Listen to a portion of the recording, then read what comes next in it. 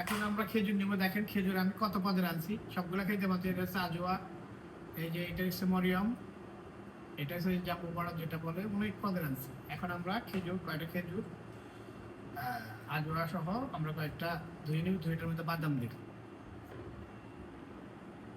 শরীরটা আজকে ক্লান্ত,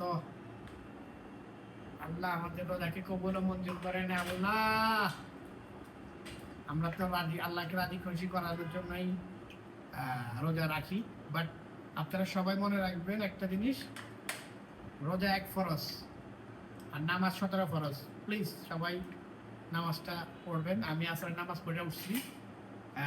হাদিসে আছে এমন বুদ্ধি কাউকে দিবেন না যেটা আপনি পড়েন না, আপনার বুদ্ধি কাউকে দিবেন না। তো এর জন্য আল্লাহর রহমতে আমারও নামাজ গ্যাপ যায়, এমন না যে আমি কন্টিনিউ করতে পারি। আমার জন্য একটু দোয়া করবেন, আমি যাতে 5 ওয়াক্ত নামাজ আল্লাহ জামাতের সহিত পড়তে পারি। এই দোয়াটা আমার জন্য আপনারা সবাই করবেন, কারণ আল্লাহ দুনিয়াতে আল্লাহ যে এখনো ভালো রাখছে, ভালো খাওয়াইছে, ভালো পড়াইতে সুস্থ রাখছে, এটা অনেক বড় নিয়ামত।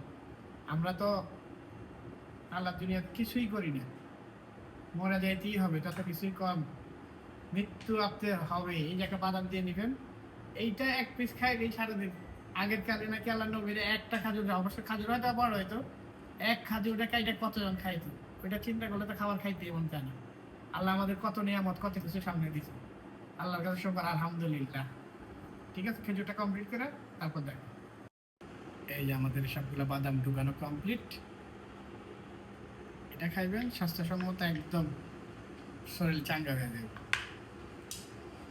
এরপর আমরা শরবত বানানোর মধ্যে চলে দিই, কারণ আমি ইফতারের মধ্যে আপনারা দেখেন এত কিছু, আমি এত কিছু কিচ্ছুই খাই না।